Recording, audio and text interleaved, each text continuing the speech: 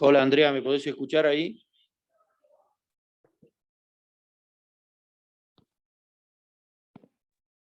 ¿Sí escuchó? Sí, yo te escucho bien también. A ver, Listo, ya prende la estamos. cámara.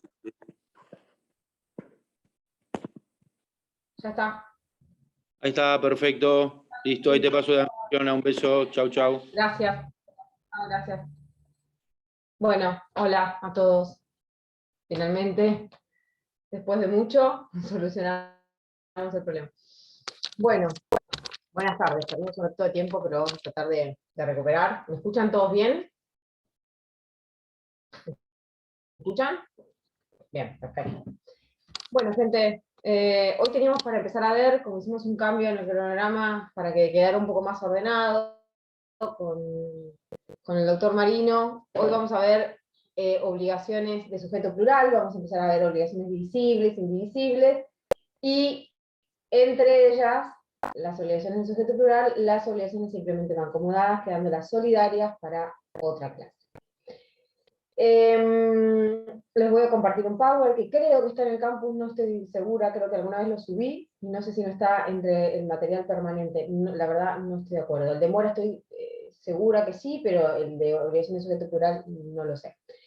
De todas maneras, ustedes ya saben, como son, tiene como una primera parte, el Power que van a ver que los va a ordenar un poco, porque es un cuadro bastante grande, que conglomera a todas las obligaciones de sujeto plural para que ustedes se puedan ubicar entre cada una de ellas cuáles son los temas centrales, cuáles son los aspectos que vamos a tratar de cada una de las obligaciones de sujeto plural y cómo se subdividen, de dónde nacen y cómo se subdividen entre ellas.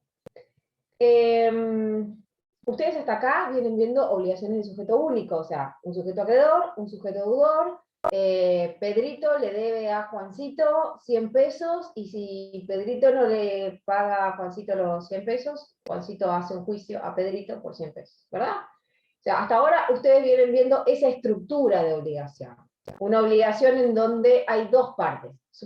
A ver, no quiere decir que no pueda haber un Pedrito y Juancito contra Martín y Ángel. ¿Se entiende? O sea, lo que pasa es que es una parte acreedora y una parte deudora. Eso es sujeto único. Ustedes vienen viendo obligaciones donde está a cargo de una sola de las partes la obligación y, por contrapartida, la creencia está en cabeza de una sola parte también. Lo que vamos a empezar a ver ahora son obligaciones un poquito más complejas, lo que tiene que ver con la estructura del vínculo, porque la prestación se va a distribuir, es decir, no en todos los casos se va a dividir materialmente, pero la obligación de afrontar la prestación se va a distribuir entre varios acreedores o entre varios deudores o ambos. Esas son obligaciones del sujeto plural. Cuando existe más de un sujeto deudor, en alguno, o más de un sujeto acreedor, es decir, que existe más de un sujeto en alguno de los polos de la relación jurídica, o en ambos. Puede haber más de un acreedor y también puede haber más de un deudor. Bien, vamos a empezar con el Power. Creo que lo tenía a mano, pero con todo este lío.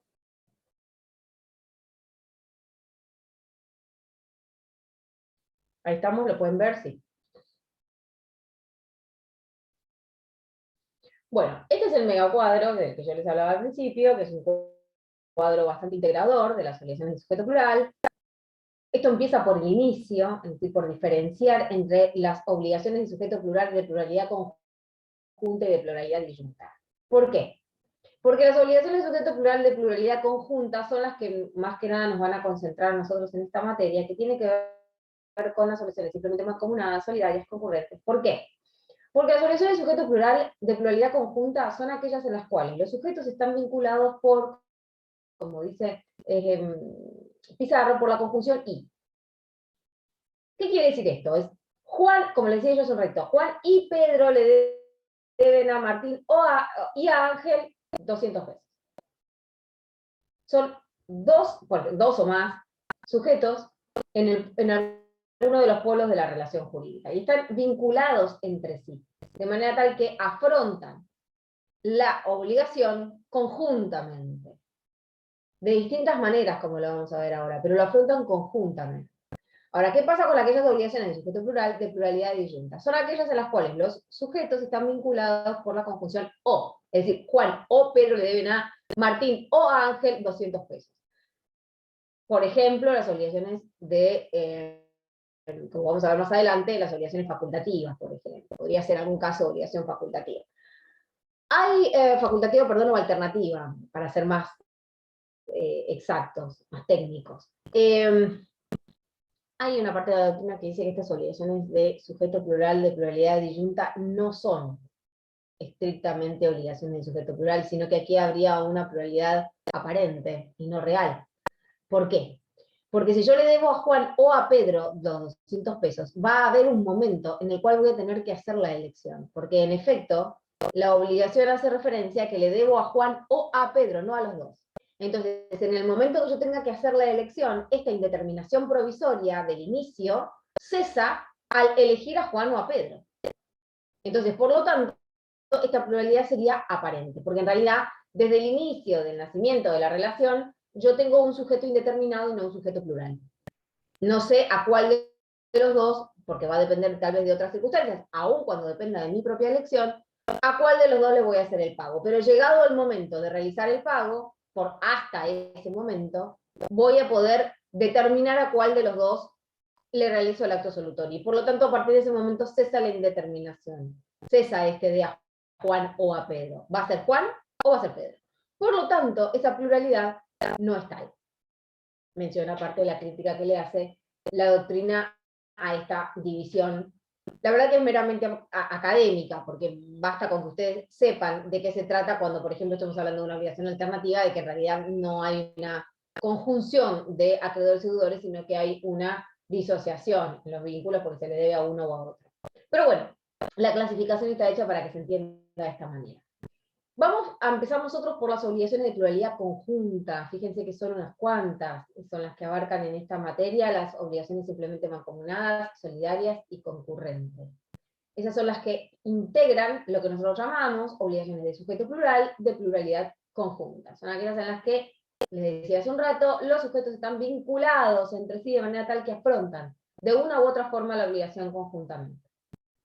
Y estas, a su vez, las obligaciones simplemente mancomunadas, las obligaciones solidarias, por ahí no se ven, no sé si lo ven bien, son las flechitas, están un poquito finitas, pero fíjense que las flechas salen de todas, de las simplemente mancomunadas, de las solidarias y de las concurrentes. Las tres pueden tener por objeto prestaciones divisibles o indivisibles. Y acá viene el punto del tema de hoy. ¿Por qué? Porque cuando las obligaciones tienen por objeto prestaciones, a ver, un momentito, divisibles o indivisibles, y estamos en una obligación de sujeto único, la realidad es que no es muy relevante si la prestación es de objeto divisible o indivisible. ¿Por qué? ¿Qué les parece a ustedes? Si Juan le debe a Pedro 10.000 pesos o un caballo. Es lo mismo, El ¿no? caballo. Porque hay El un caballo. solo acreedor. Porque hay un solo acreedor. ¿Y qué pasa con este acreedor? ¿Se acuerdan que había un principio en materia de recepción del pago? En materia de Tiene que ser principio. íntegro. Claro, el acreedor no está obligado a recibir pagos parciales. Entonces, sea divisible o indivisible, le da igual, porque va a recibir los 10.000 pesos o el caballo. Si lo que se le debe son los 10.000 pesos, no le importa que sea divisible, se le debe los 10.000 pesos. Y le debe, ¿cuál le debe a Pedro? No hay mucho más para discutir. Y si el objeto es indivisible, bueno, ¿cuál le debe a Pedro un caballo? Punto. El tema empieza a tener un poco más de relevancia cuando estamos hablando de las obligaciones de sujeto plural. Porque acá es Juan y Pedro asumieron una obligación que tiene por objeto pagar 10.000 pesos. Bien, ¿cuánto le corresponde pagar a Juan y cuánto le corresponde pagar a Pedro?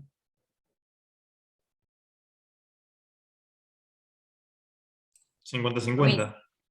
Bueno, es una cuestión de lógica, pero no es tan así. Vamos a ver ahora que no es tan así.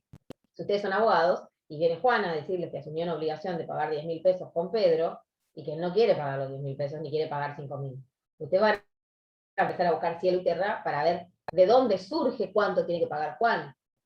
No se van a quedar con esto de, Juan, 50-50, ¿eh? No se van a quedar con eso. En algún lado van a buscar y van a escarbar para ver, a ver, Juan, ¿qué firmaste? A ver qué tipo de obligación asumiste con Pedro. A ver qué tipo de contratos tenés con Pedro, qué otro tipo de actividades desarrollás con Pedro, cuál es el negocio, cuál es la vinculación que tenés con Pedro y cuál es la vinculación que asumieron con el acreedor, vos y Pedro. Y ahí van a ver cuánto le corresponde poner a Juan.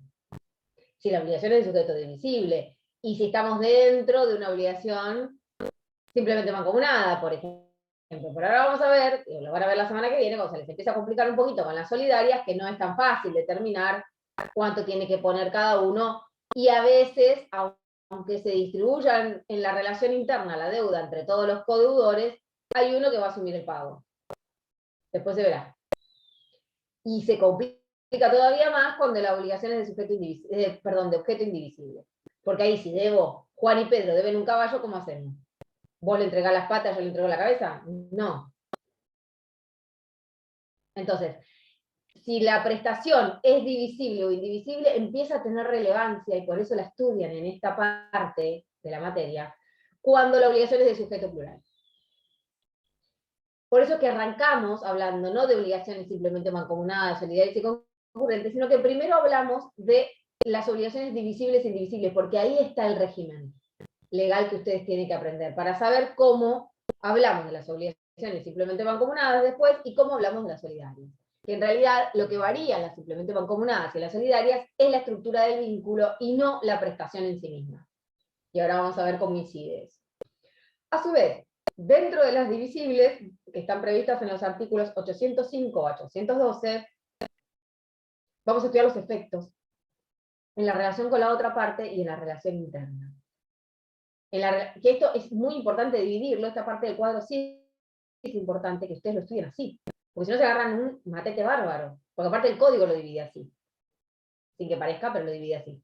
Porque primero que a mí me va a interesar saber en las relaciones, en relación a la otra parte, y acá, en estas obligaciones de sujeto plural, empiezan a estudiar qué pasa entre uno de los polos de la relación jurídica, le hace deudores, por ejemplo, y el otro polo que son los acreedores.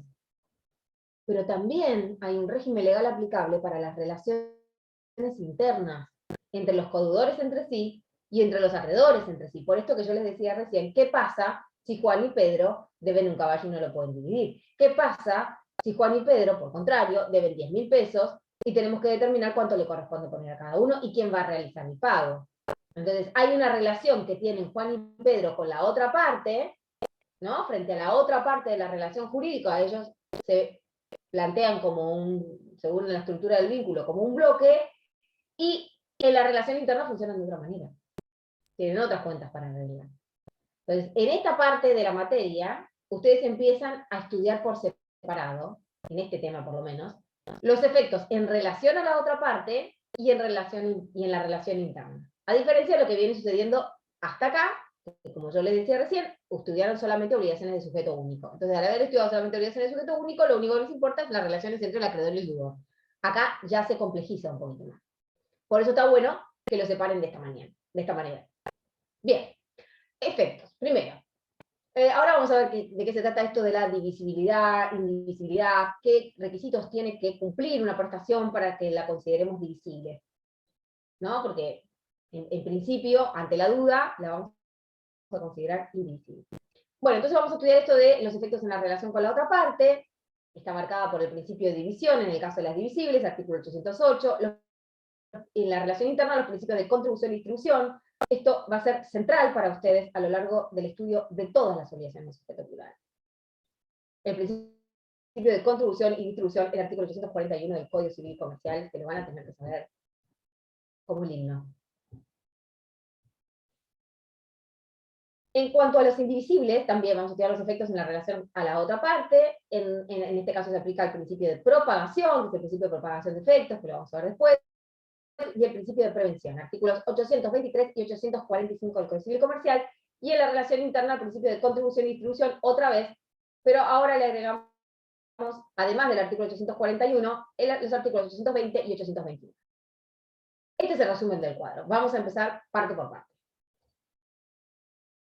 Obligaciones divisibles. Bueno, ¿qué son? Vamos a empezar por acá. Les dije yo que es importante que primero estudiemos de qué se trata el régimen de las obligaciones divisibles y indivisibles para que puedan entender después la estructura de vínculos, simplemente mancomunadas o solidarias. Vamos a arrancar por la prestación, estudiando los tipos de prestación. Según la aptitud del objeto, entonces, para ser fraccionado, o de acuerdo a la naturaleza de la prestación, las obligaciones se van a clasificar en divisibles o indivisibles. Esto lo vimos cuando vimos clasificación. ¿Qué son las divisibles? Son aquellas que tienen por objeto prestaciones susceptibles de cumplimiento parcial. Artículo 805 del Código Civil las define de esta manera. ¿Qué es esto de que tengan por objeto prestaciones susceptibles de cumplimiento parcial? Divisible. ¿De qué hablábamos hace un rato? De que puede ser fraccionada el Bien, objeto y fraccionada. ser pagado en partes. En partes. Bien. En cuotas, por ejemplo. O en partes. Está bien. Eso es que pueda ser sea susceptible de cumplimiento parcial. ¿No? Que sea posible su fraccionamiento. Ahora lo vamos a profundizar un poco más. Y las indivisibles son las obligaciones no susceptibles de cumplimiento parcial, por contrapartida. Están previstas en el artículo 813 del Código Civil y Comercial, solamente pueden ser cumplidas por entero. Pero no por el régimen pactado por el pago, porque se me ocurrió que me lo pague todo junto, sino porque es imposible fraccionarla. Materialmente imposible. Bueno, acá está la diferencia entre divisibilidad y división. La divisibilidad es una simple posibilidad que permite la realización de la división, pero que por sí sola no la determina. Por ejemplo, Juan se va a obligar a entregar a Pedro 20.000 pesos en 10 cuotas. Acá hay una prestación divisible efectivamente dividida, pero si en cambio el pago debe realizarse por entero, en un acto único no hay división, aunque la prestación sea divisible. La división obviamente importa ya el fraccionamiento efectivo de la prestación.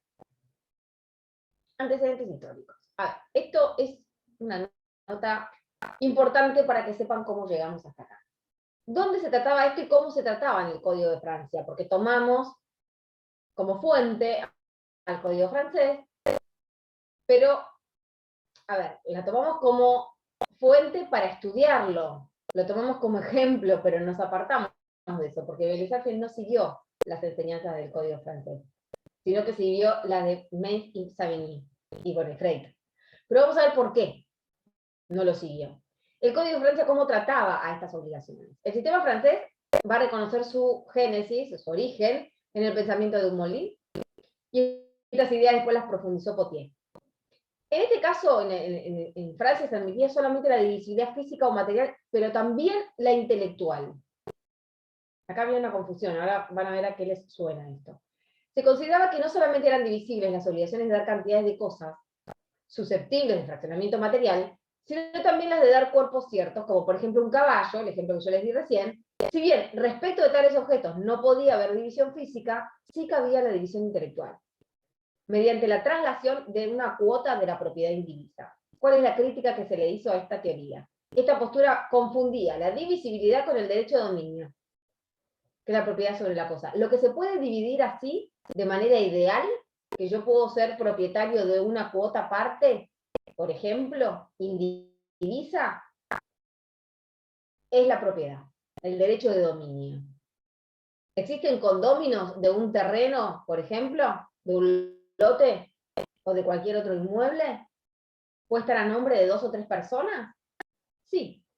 Y cada una de esas personas van a ser propietarias de una parte indivisa de ese lote, del 50% si es de 2 personas. ¿Se entiende? Pero no es una división. El lote sigue siendo materialmente indivisible, según las extensiones que tenga, ¿verdad? En el Código Civil y Comercial, Belisario se apartó de las ideas del derecho francés y siguió las enseñanzas romanas, de Metz y Savigny, como les decía recién, y principalmente a Freitas. A la hora de determinar la divisibilidad de una prestación, solo se pondera su posibilidad de fraccionamiento material en el momento de su cumplimiento, sin tomar en cuenta la divisibilidad intelectual que puede recaer sobre la titularidad de cualquier derecho. Este es el criterio seguido hasta hoy en el Código Civil y Comercial también. Únicamente se admite la divisibilidad material porque depende exclusivamente de la naturaleza de la prestación y su aptitud para ser fraccionada. Es decir, que en el derecho argentino únicamente se admite la divisibilidad material de las obligaciones. de las prestaciones. Ahora vamos a ver qué significa que tengan aptitud para ser fraccionadas. Bueno, requisito de fraccionamiento. Acá viene la parte en donde ustedes se van a dar cuenta si una determinada prestación reúne las características para ser fraccionada. Primero, aptitud natural de la prestación para ser fraccionada. Dijimos recién, un caballo no lo es. Un automotor tampoco, porque no puedo entregarlo por partes. No puedo entregar el baúl, la puerta, el capó. Deja de ser un auto, deja de ser un automotor, deja de estar apto para cumplir el destino para el cual fue creado. Que me parece que ahí está el punto. Y esto tiene que ver con el otro requisito, que es la homogeneidad. Yo necesito que cada una de las partes en las que distribuya esa prestación sea homogénea.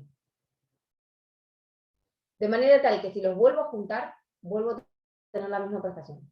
Si yo divido en 3 partes un fajito de 10.000 pesos, cuando lo vuelvo a juntar, vuelvo a tener 10.000 pesos. No se afecta. Esto también está relacionado con el próximo requisito, que es la inalterabilidad del objeto. No se altera el objeto porque yo lo divida.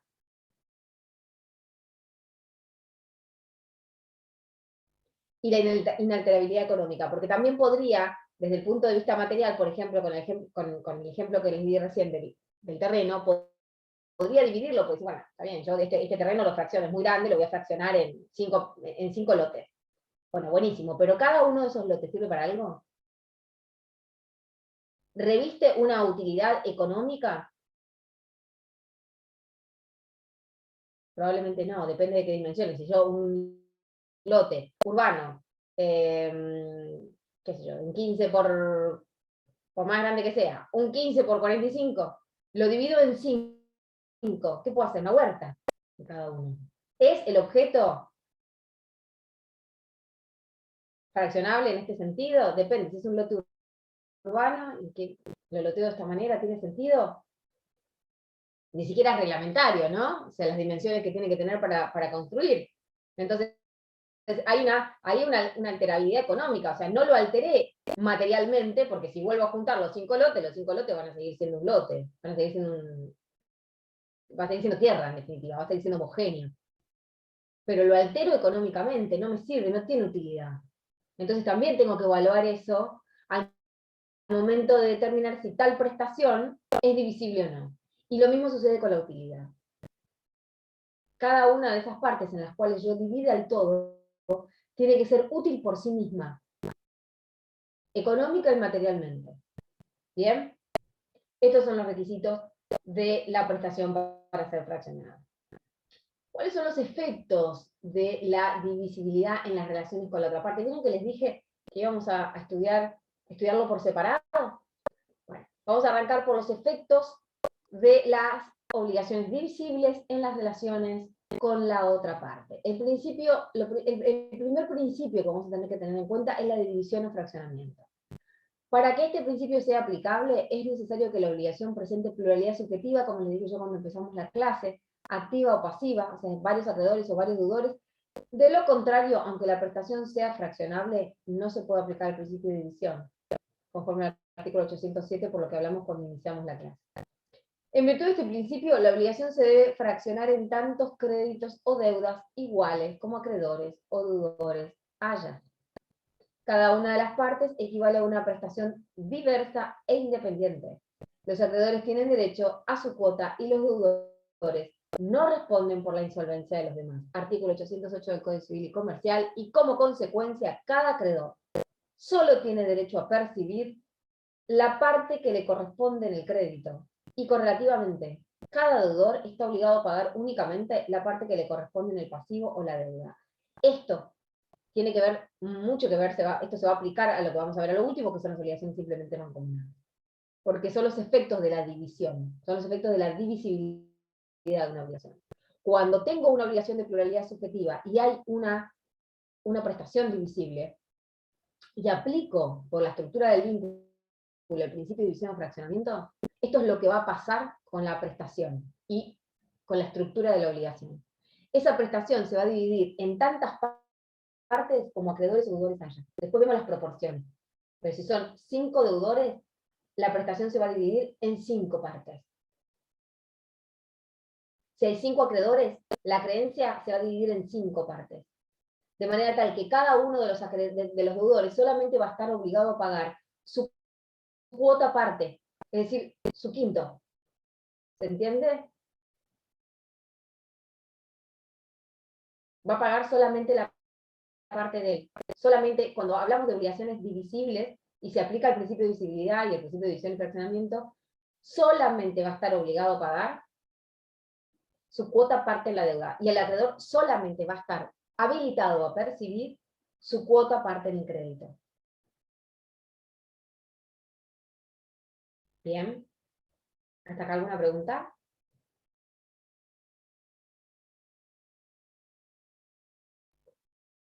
Bueno, sigo. Medida del fraccionamiento, que es lo que hablábamos hoy con Diego. ¿Cómo se determina la parte que cada acreedor tiene derecho a cobrar o que cada deudor tiene deber de pagar? Ustedes me dijeron instintivamente 50 y 50. Bueno, sí, eso es una regla residual. Ahora vamos a ver que, conforme a la solución que nos trae el artículo 808, en primer término se debe estar a lo determinado en el título constitutivo de la obligación. Que es esto que yo les decía, si ustedes son los abogados de Juan, enseguida le van a empezar a pedir a Juan qué firmó. A ver, tráeme lo que firmaste. Esto es el título constitutivo de la obligación o en un acuerdo ulterior, expreso o tácito.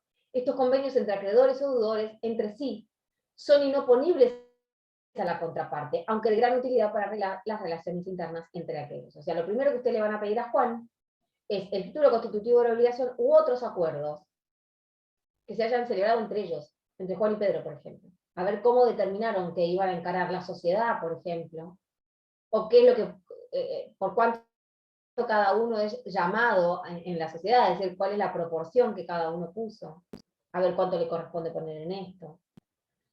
Bueno, no existiendo determinación de partes desiguales en el título. Sí.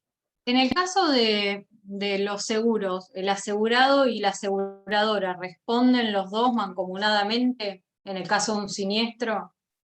No, eso es una obligación concurrente y lo vamos a ver, lo van a ver más adelante. Después que haber obligaciones solidarias que obligaciones concurrentes.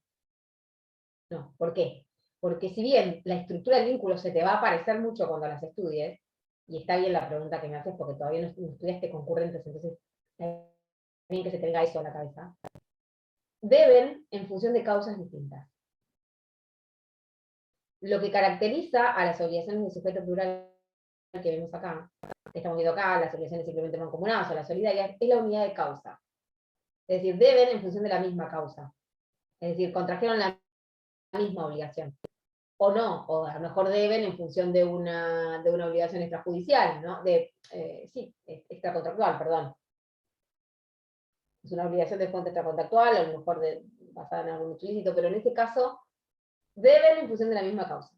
En cambio, la compañía de seguro y el asegurado deben en función de causas distintas, porque uno debe por ser el guardián del automotor, por ejemplo, y por haber tal vez ocasionado el siniestro. Y el asegurador debe por ser la citada en garantía, por ser la aseguradora, no por haber participado. Entonces son concurrentes. Ahí después lo van a estudiar mejor. Depende cómo sea también la prima, ¿no? O sea, yo te estoy dando un ejemplo como muy básico. Pero también depende cuál sea la prima de seguro y cuáles sean las obligaciones y las distintas cláusulas que involucre el contrato, pero en principio es así. Bueno, no existiendo determinación de partes desiguales en el título constitutivo de la obligación, la ley presume que el fraccionamiento opera por partes iguales, que es lo que me dijeron ustedes. Si no tengo nada de qué agarrarme, ya estudié todos los títulos constitutivos de la obligación o los acuerdos. Juan vino pelado, no trajo nada. Bueno, no tenés nada, Juan, bueno, entonces lo van a tener que asumir por partes iguales. Si la pluralidad de sujetos es sobreviniente por muerte del acreedor o del deudor, la división se efectúa en proporción a la parte por la cual cada uno es llamado a la herencia. Esto es medio complejo, no me voy a meter en sucesiones, pero para que lo sepan, ustedes saben que una pluralidad no solamente puede nacer así la obligación como plural, sino que puede nacer como de sujeto único y después convertirse en de sujeto plural. ¿Por qué? Porque puede fallecer, por ejemplo, el deudor y ¿quién van a asumir las deudas de la sucesión? Los herederos. Entonces, a partir de ese momento, los coherederos son todos corresponsables, ¿no? Codeudores ante los acreedores del causante. A partir de ese momento se convierte en una obligación de sujeto plural de origen sobreviniente. Bueno, en este caso, ¿por cuánto cómo van a responder? Por la proporción en que cada uno es llamado a la herencia. Es decir, por ejemplo, si la cónyuge hereda, bueno, 50% como sucede en la sociedad conyugal, y hereda un 25%, igual que los hijos, va a responder la cónyuge el 25% uno de los hijos, y por el 25% el otro. O sea, en esa proporción, que por si no me voy a meter en proporciones del derecho sucesorio, pero más o menos es así, en esa proporción son llamados a la herencia. Bueno, en esa proporción van a responder por las deudas del causante. Obviamente con el activo de la sucesión, ¿no? Bueno, ¿hasta acá alguna pregunta? ¿Se entendió? Bien. Esto es importante, chicos. Es importante saber en las obligaciones tanto divisibles como indivisibles y en cualquiera sea la estructura del vínculo. Y en lo primero que ustedes van a buscar como abogados, aunque en el examen por ahí les cueste visualizarlo, como abogado, lo primero que van a buscar es cuánto le corresponde poner a mi cliente y a dónde voy para saber eso. Entonces, por eso que esto es importante. Es una parte del tema importante. Bueno, exigibilidad en el pago. A ver cómo es el tema del pago. El deudor o cada codeudor solamente está obligado a pagar la parte que le corresponde en la deuda y en la medida del crédito del acreedor o de cada coacreedor. Solamente le pago lo que le debo. En caso de existir pluralidad de acreedores y deudores, la división del crédito y de la deuda debe hacerse primero por el activo y luego por el pasivo. Bueno, esto es medio enroscado, pero yo se los armé con un grafiquito. Se empieza primero dividiendo por el crédito y después divido por la deuda. Si tengo un crédito total, les puse yo acá, dividir de 200.000 pesos, lo voy a dividir primero por el número de acreedores. ¿Cuántos acreedores tengo? ¿2? Bueno, 100.000 y 100.000.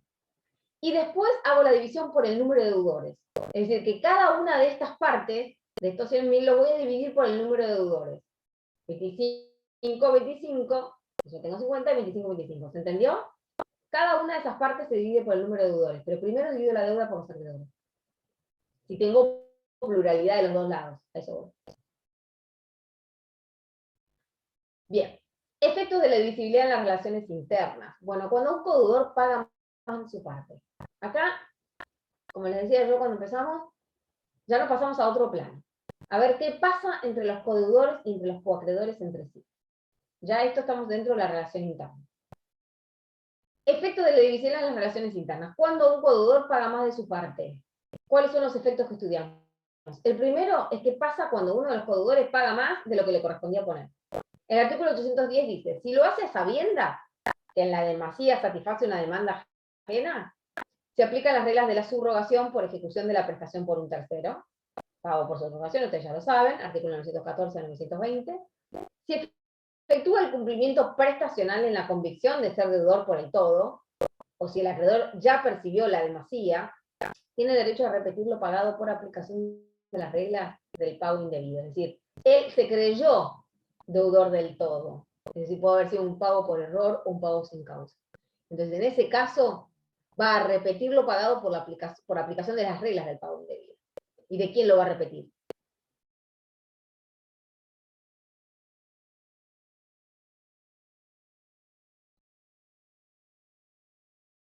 Del acreedor. Dice, si efectúa el cumplimiento prestacional, por ejemplo, que le pagó a un acreedor más de lo que tenía que pagar, lo va a repetir del acreedor. Ahora, si él pagó lo que le tenía que pagar al acreedor, pero pagó más de su parte en relación a sus codeudores, la repetición va a ser con sus codeudores. ¿Está? Bueno, cuando existen varios acreedores y un solo deudor y este paga la totalidad a uno de ellos, el deudor no se libera frente a los demás acreedores que no cobraron sus créditos, a quienes debe la cuota correspondiente. Ello sin perjuicio de su derecho a repetir lo pagado en exceso, como les decía recién. Dicho derecho cesa si el que recibió la totalidad del pago lo reparte con los demás coacreedores en debida forma. Esto quiere decir que existen varios acreedores y un solo deudor. Es decir, acá hay una pluralidad en la parte activa de la obligación. El deudor le pagó todo a uno solo. Y resulta que no era creencia de uno solo, sino de varios. En este caso, el deudor no se va a liberar frente a los demás, porque le debe a cada uno su cuota, parte y porción. No nos olvidemos de eso. Entonces, lo que puede pasar es que el resto de los acreedores que no cobró, vengan y lo demanden. ¿Él le va a tener que pagar? Sí, le va a tener que pagar. A cada uno su cuota aparte. Lo que pasa es que después va a poder recuperarlo pagado en exceso de ese acreedor que cobró de más. No va a tener necesidad de hacer eso, más allá de que tampoco va a tener derecho, si el que recibió la totalidad del pago reparte entre sus restantes coacreedores por el principio de distribución la creencia cobrada en su totalidad. Parece un trabalengua, parece un chino, pero en realidad no lo es. Una vez que lo empiecen a estudiar, les va a salir hasta natural.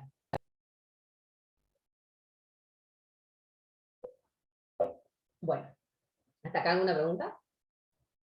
¿Algo que no hayan entendido? Bien. Y ahora sí, nos pasamos a las obligaciones indivisibles.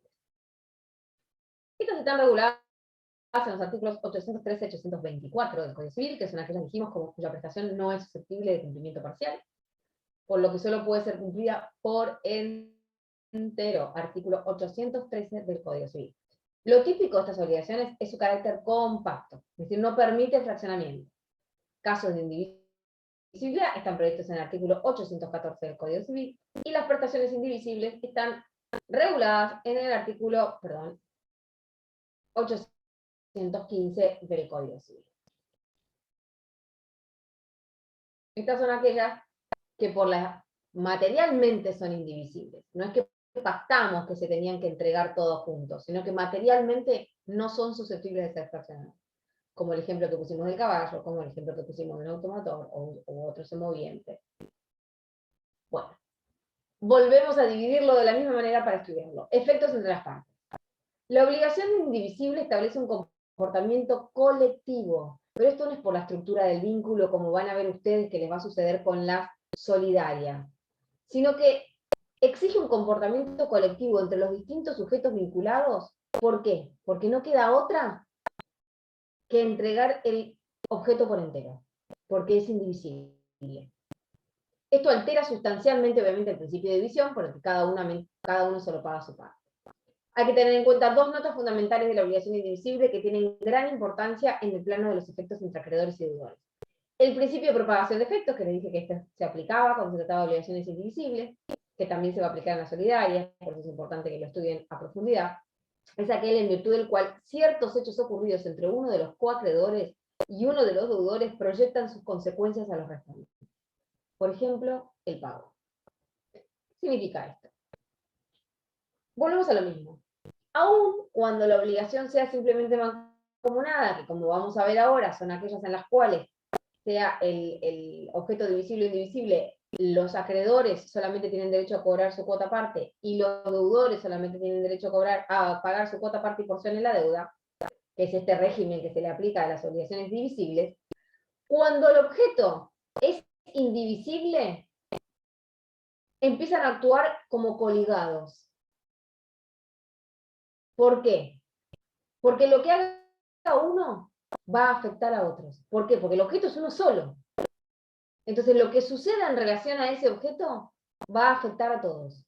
Por eso se aplica el principio de propagación de efectos. Si uno de los deudores efectúa el pago a uno de los acreedores, eso propaga sus efectos a los demás. Es decir, necesariamente los libera. No como en el otro caso que veíamos de las divisibles, que si le pago más a uno que al otro, bueno, en realidad no me quedo liberado, pero yo le puedo reclamar a mis codeudores. No, ya está, yo lo entregué. Entonces, esto va a propagar los efectos en relación a los restantes codeudores. Después se verá quién puso más para comprar el caballo y cómo las cuestiones en la relación interna. Pero en relación a la otra parte, lo que haga uno libera al resto. El principio de prevención. Es conforme al cual la facultad que tiene el deudor de elegir a cuál de los acreedores efectuar el pago cesa si alguno de estos hubiera demandado su cumplimiento. Artículos 823 y 845. Esto que pasaba en las otras, en las divisibles, que es que cada uno de los acreedores solamente podía reclamar su cuota, parte y porción al deudor, si fuera uno solo, o si fueran varios deudores, solamente le podía reclamar su cuota parte a uno de los deudores, que a su vez solamente estaba obligado a pagar su cuota parte. Bueno, acá va a reclamar a cualquiera también, y el deudor también tiene derecho a elegir a cuál de los acreedores le hace el pago, pero como es un solo objeto, se empieza, como le dije yo al principio, a colgar los vínculos. Entonces, la facultad que tiene el deudor de elegir a cuál de los acreedores efectúa el pago cesa si alguno de estos hubiera demandado su cumplimiento. Se llama principio de prevención. Quiere decir que alguno de los deudores previno. ¿De qué manera previene? Demandando su cumplimiento, con demanda judicial. Demanda a alguno de los acreedores, perdón, a alguno de los deudores el cumplimiento. A partir de ese momento el deudor queda obligado a pagarle a ese acreedor y no a otro. Y por contrapartida, es ese acreedor el que tiene derecho de cobrar, digamos, de percibir la prestación. Después, en la relación interna vemos con los restantes coacreedores. Pero entonces, no nos olvidemos que estamos dentro de los efectos en relación a la otra parte.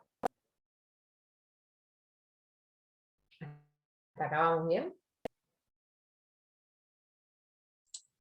Sí, perdón, profe, dijo el deudor demanda, no, el acreedor demanda. El acreedor demanda al deudor. El acreedor demanda a uno de los deudores a partir de ese momento, porque acá en realidad lo que dice el principio de prevención, conforme al cual la facultad que tiene el deudor de elegir a cuál de los acreedores efectuar el pago. Bueno, es una facultad del deudor, es verdad, cuando hay una obligación de estas características. Bueno, esa facultad cesa si uno de los acreedores demanda a uno de los deudores. Bueno, a partir de ese momento, ese deudor le tiene que pagar a ese acreedor y no a otro. De lo contrario, el que paga mal, paga dos veces. Pero en principio, bueno, después se verá cómo distribuye lo percibido el acreedor con relación a sus restantes coacreedores. Son acciones internas entre ellos. Pero a partir de ese momento el deudor paga bien si le paga a ese acreedor. Bien. Estos son los efectos en la relación interna. A ver si tengo la explicación de estos artículos, no puede ser que no llegaba a terminar el PowerPoint. El principio de contribución en los artículos 820 y 841, y el principio de distribución o participación, artículos 821 y 841. Yo les invito a abrir el código para que lo vayamos siguiendo. ¿Qué dice el artículo 820? Es el principio de contribución, y esto es importante que lo sepan porque es el principio que se va a aplicar a todos aquellos supuestos en los cuales pague un solo deudor a un solo acreedor. Dice, si uno de los deudores paga la totalidad de la deuda, o repara la totalidad de los daños, o realiza gastos en interés común, tiene derecho a reclamar a los demás la contribución del valor de lo que ha invertido en interés de ellos, con los alcances que determina el artículo 841, que ahora lo vamos a ver. Esto es a nivel interno. ¿Qué pasa si uno asume gastos que son de todos? Si paga la totalidad de los daños que causaron, si paga la totalidad de la obligación asumida. ¿Qué pasa en la relación interna? ¿Tiene derecho a recibir la contribución de los demás? Sí, de acuerdo a lo que establece el artículo 841. ¿Qué les dice? Las cuotas de contribución se determinan sucesivamente de acuerdo con, primero, lo pactado. Segundo, si no hubieran pactado nada, la fuente y la finalidad de la obligación. O en su caso, la causa de la responsabilidad. Las relaciones de los interesados entre sí, o las demás circunstancias del caso. Y esto es lo mismo que en el otro caso. Si por aplicación de estos criterios, no es posible determinar las cuotas de contribución, se entiende que participan en partes iguales. ¿Por qué se llama contribución? ¿Por qué les parece que se llama contribución?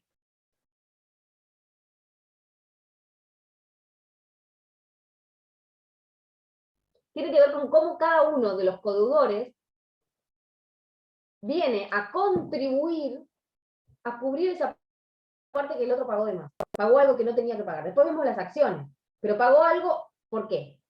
Porque en el exceso, el deudor que pagó de más es tercero. Es decir, yo soy titular de la parte que a mí me corresponde pagar. Si pago más de lo que debo, es pago por tercero, en cuanto a ese exceso. ¿Se entiende? Pagué algo que no me correspondía pagar. Pagué como tercero en realidad. Pagué la parte que me correspondía a mí, pero sobre la parte que pagué más, soy un extraño en la obligación. O sea, si bien la asumí con otros, esa parte a mí no me corresponde. Entonces, ¿qué tienen que hacer los demás? Contribuir a compensar eso que yo pagué de más. ¿Conforme a qué reglas? Al artículo 841, que no es más que ver cómo se distribuyen en la relación interna las cargas de las obligaciones. Y como les decía yo al principio, ¿qué le voy a pedir yo a mis clientes? Bueno, a ver qué firmaste. Entonces primero voy a estar a lo pactado, si no tengo lo pactado, a la fuente y a la finalidad de la obligación, a las relaciones, a las otras relaciones de los interesados entre sí. Supongamos que son integrantes de una sociedad y que ellos se vienen manejando de una manera y que ellos se distribuyen las deudas de esa determinada manera, las demás circunstancias del caso, y si no tengo nada para guiarme, será por partes iguales. Bueno, y por otro lado, el principio de distribución o participación. Esto también tiene que ver con quien recibe, ¿no? Todo. Quien recibe el todo, una parte que no le correspondía. En este caso, el artículo 821 les dice que si uno de los acreedores recibe la totalidad del crédito o de la reparación de los daños, o más que su cuota, los demás tienen derecho a que les pague el valor que les corresponde conforme a la cuota de participación de cada uno de ellos, también con los alcances que determina el 841. Tienen igual derecho si el crédito se extingue total o parcialmente por compensación legal. ¿Qué quiere decir esto? Esto es el principio de distribución. De la misma manera que los codeudores contribuyen, los coacreedores distribuyen. Si uno recibió de más, tiene la obligación de distribuir entre sus restantes coacreedores. De lo contrario, van a iniciar acciones para que distribuyan. ¿Y de qué manera vamos a distribuir? ¿Cómo corresponde distribuir? Por las pautas que me da el artículo 841.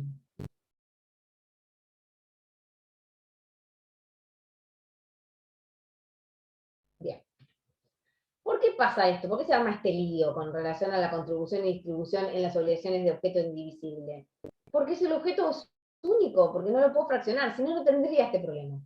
Porque solamente cada uno paga su cuota aparte y solamente cada acreedor recibe su cuota aparte. Mención hecha aparte que también es posible que uno de los codeudores, aun cuando solamente deba su cuota aparte y pueda la obligación ser fraccionada, si paga de más también va a tener derecho a la contribución de sus codeudores. Pero en las obligaciones indivisibles es más notorio, porque sí o sí es uno solo el que tiene que hacer entrega de la cosa. ¿Qué pasa con las obligaciones simplemente mancomunadas, que son las que vamos a ver hoy en relación a las obligaciones de pluralidad conjunta? Están reguladas en los artículos 825, como ven ahí en el cuadrito, y 826. Son dos artículos nada más. Esto la verdad que ha sido un gran logro del Código Civil y Comercial, porque la verdad que ha sistematizado muchísimo mejor este tema. En el Código de que las obligaciones simplemente mancomunadas se inferían, digamos, está todo mezclado de lo que tiene que ver con la regulación de las obligaciones divisibles. Acá, primero ustedes tienen que estudiar las obligaciones divisibles y las obligaciones indivisibles, porque el régimen de las obligaciones divisibles es el que se aplica a las obligaciones simplemente mancomunadas. Pero habiendo pasado por todo el estudio de las obligaciones divisibles, las obligaciones simplemente mancomunadas son dos artículos, 825 y 826. El 825 les dice, la obligación simplemente mancomunada es aquella en la que el crédito o la deuda se fracciona en tantas relaciones particulares independientes entre sí como acreedores o deudores haya. Las cuotas respectivas se consideran deudas o créditos distintos los unos de los otros. Efectos. Los efectos de la obligación simplemente mancomunada se rigen por lo dispuesto en la sección sexta de este capítulo, obligaciones divisibles, según sea de objeto divisible o indivisible. ¿Qué les dice? Cada una de las cuotas partes son créditos independientes entre sí. Más adelante van a ver ustedes que los efectos de las obligaciones, lo que va surgiendo en el vínculo, tiene una incidencia distinta si la obligación es simplemente mancomunada que si es solidaria, por ejemplo. Porque el hecho de que en una estructura de obligación simplemente mancomunada la prestación se fraccione en tantas relaciones particulares independientes, dice el código, como acreedores o deudores haya, quiere decir que cada una de esas cuotas partes tiene como si se fuera vida propia. Es decir, que por ejemplo, los acuerdos o la transacción, por ejemplo, que haga uno de los deudores con uno de los acreedores, no va a afectar al resto, no va a propagar los efectos. Supongamos que hace un acuerdo de quita, de compensación. Como cada uno de esas partes funciona como un ente independiente, como una obligación independiente, no va a afectar la obligación de los demás. Supongamos que uno de los acreedores hace un acuerdo con uno de los deudores y realizan una quita, un acuerdo de quita o una transacción, en donde se acuerda que uno de los acreedores le resta una parte. Bueno, ¿una parte de cuál? De tu cuota parte. Entonces el acreedor está siempre, supongamos que fueran varios deudores y un solo acreedor, el acreedor está siempre tratando con uno de los deudores en relación a su cuota parte, que no va a afectar y no va a propagar los efectos de lo que suceda entre ellos en relación al restante.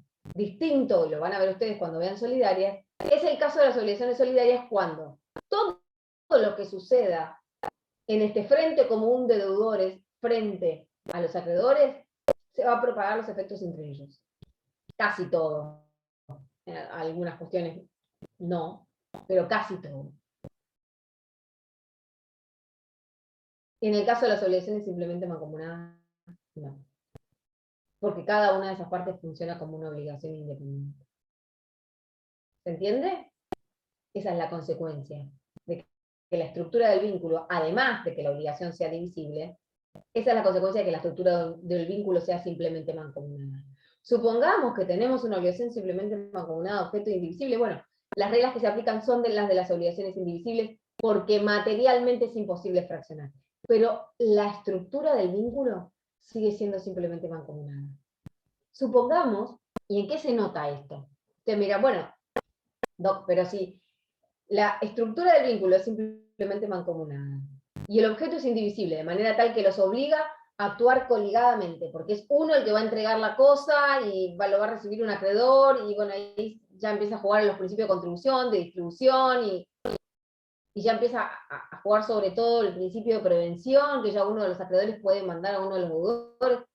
¿Cuál sería la utilidad en diferenciar entre obligaciones simplemente mancomunadas y solidarias? Piensen un poquito, a ver.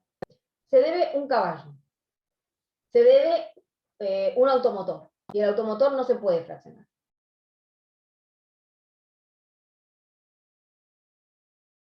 Pero la obligación sigue siendo simplemente mancomunada, ¿eh?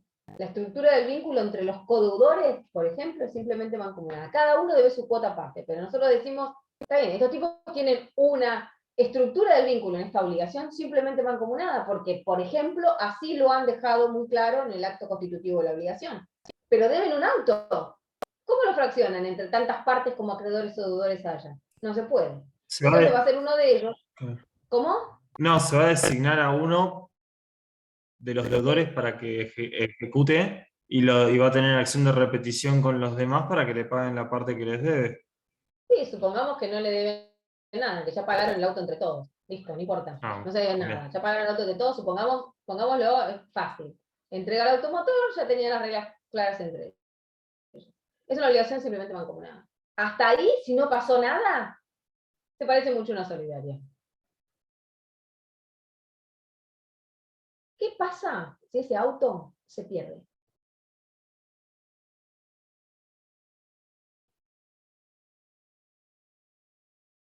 ¿En qué se convierte la obligación?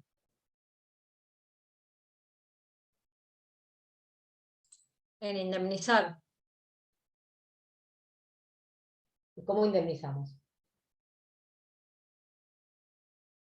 Y cada uno por su cuota aparte. Claro, indemnizamos con dinero. Ujú. Entonces indemnizamos con dinero, ahí la prestación ya se convierte en la de pagar daños y perjuicios, ¿no? Y ya se me convierte en divisible. Entonces ahí se va a notar la estructura del vínculo. Ahí van a ser demandados y cada uno va a tener que responder por su cuota aparte. Y vamos a acudir a las reglas del Código Civil y Comercial para saber cuánto le corresponde poner a cada uno en la indemnización. ¿Se entiende?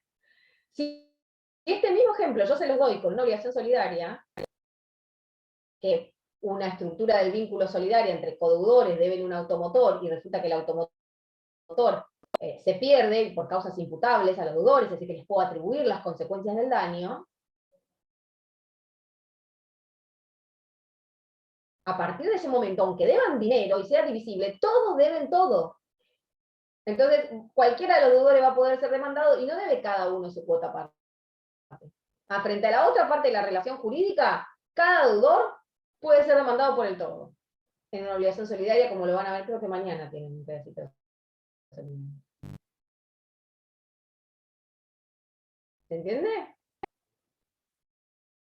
En cambio, si se trata de una obligación simplemente mancomunada y a partir del momento que el automotor, puse un ejemplo burdo, que el automotor se pierde también por causas imputables, por causas que le podemos atribuir responsabilidad, a partir de ese momento, el acreedor solamente le va a poder reclamar a cada uno de los deudores su cuota aparte en la indemnización. Por más que los demande a todos, no importa. Solamente va a poder obtener de cada uno su cuota aparte. Por eso les puse como ejemplo.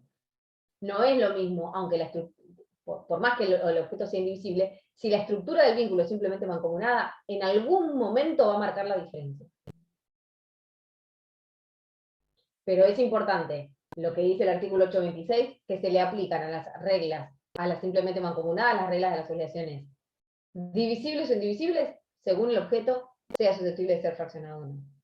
Como lo van a ver después con las obligaciones solidarias, a las obligaciones solidarias, como tiene una estructura del vínculo tan fuerte y tan particular en la forma de funcionar, no importa si el objeto es divisible o indivisible. Pero acá sí. ¿Estamos? Bueno, van a tener que repasar un poquito esto, leerlo un poquito más, afianzar los conocimientos, porque después vienen las solidarias, que son un pelín más complejas, pero ya teniendo claro esto, lo demás avanza rápido. Y eso creo que sería el anteúltimo tema de las obligaciones de sujeto plural, porque les faltaría nada más que las concurrentes. Pero es un tema central. Todas las obligaciones de sujeto plural de esta segunda parte de la materia es central. Así que les sugiero estudiarlo a conciencia y obviamente formular las dudas que se les planteen. Profe, tengo una pregunta. Sí. En el caso de que, por ejemplo, sea imputable al deudor, en el caso del auto, ¿no? Que son 5 deudores, y uno choca el auto y nada, o sea, no sirve más, destruye medio auto. ¿Tiene acción de repetición con los otros o van a tener que pagar igual todo su cuota aparte en daños? Al acreedor, cada uno le va a tener que pagar su cuota aparte. Eso es así. Después en la relación interna verán. En la relación interna, digo, puede pedir... Sí, claro, sí. Sí. A ver, en la relación interna se distribuye la relación, dijimos, entre tantas partes como acreedores o deudores haya. Ahora, como no estamos hablando de dinero, no lo podemos distribuir, estamos hablando de un automotor, si las causas son imputables a uno solo de ellos, sí, obviamente, normal le van a reclamar, quédate más que tranquila. Sí. En la relación interna arreglarán cuentas, sí, seguro. ¿Alguna otra pregunta?